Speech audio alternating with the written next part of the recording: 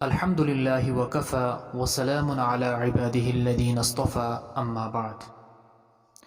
سید الطائفہ حضرت حاجی امداد اللہ صاحب مہاجر مکی رحمۃ اللہ علیہ کے نام سے کون ناواقف ہے؟ حضرت حاجی صاحب کی مقبولیت کے آثار آفتاب سے بھی زیادہ روشن ہیں۔ سینکڑوں علماء اکابر اولیاء آپ سے بیعت تھے، جو علم و عمل میں اپنی مثال آپ تھے، جن کے علمی و عرفانی فیوز و برکات سے سارا عالم اسلام ابھی تک فیضیاب ہو رہا ہے۔ تنہا آپ کے ذریعے ہزاروں لوگ ہدایت پا گئے۔ آپ نے اپنے بے داغ کردار کے ذریعے روح دعوت کو زندہ کیا، تزکیہ و سلوک کی لائن سے تجدیدی خدمات انجام دیں۔ کتنوں کو ولایت کا اعلیٰ مقام ملا، کتنے عشق و وفا کے پیکر بن گئے۔ اکابر علماء و اولیاء کا یہی مشن تھا اور یہی ان کی حقیقی کرامات تھیں۔ تاہم حضرت حاجی صاحب رحمۃ اللہ علیہ کی کچھ ظاہری کرامات کا تذکرہ یہاں پر کرنا مناسب معلوم ہوتا ہے۔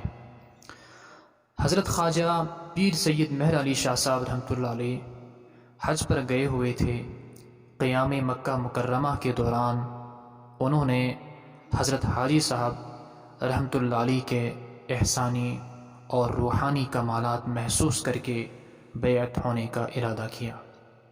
نیز انہوں نے مکہ میں ہی قیام کرنے کی اپنی رائے دے دی، تو حضرت حاجی صاحب رحمۃ اللہ علیہ نے بیعت قبول کرنے کو تسلیم کر لیا، لیکن آپ کو قیام کرنے سے سختی سے منع فرمایا۔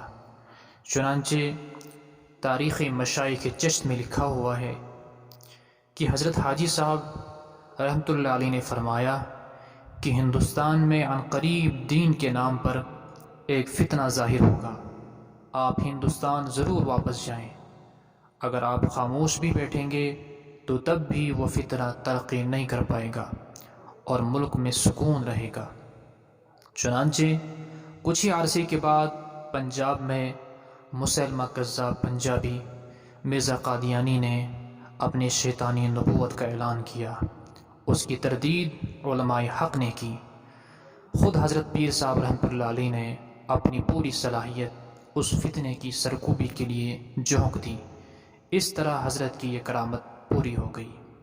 تذکرۃ الرشید میں ہے کہ سن 1857 میں تحریک آزادی میں حضرت حاجی صاحب رحمۃ اللہ علیہ امبالہ، تھانہ بھون اور شاملی کی عسکری تحریک کے سپہ سالار تھے۔ اس لیے جب دہلی پر انگریز کا قبضہ ہوا تو انہوں نے چن چن کر مجاہدین تحریک کو گرفتار کرانے یا شہید کرانے کی زوردار مہم چلائی۔ حضرت حاجی صاحب رحمۃ اللہ علیہ روپوش ہو چکے تھے۔ کسی طرح امبالے کے کلکٹر کو پتہ چلا کہ سپہ سالار حضرت حاجی صاحب حاجی عبداللہ کے استبل خانے میں کہیں چھپے ہوئے ہیں۔ مکان پر چھاپا ڈالا گیا، متعلقین سخت پریشان ہو گئے۔ استبل خانے کا کونا کونا چھان مارا گیا مگر آپ کہیں دکھائی نہیں دیے۔ تاہم ایک طرف بیٹھک پر مصلی اور وضو کا پانی تھا، جہاں حاجی صاحب پہلے سے ہی تشریف فرما تھے۔ کلکٹر اپنی فوج کے ساتھ ناکام ہو کر واپس چلا گیا۔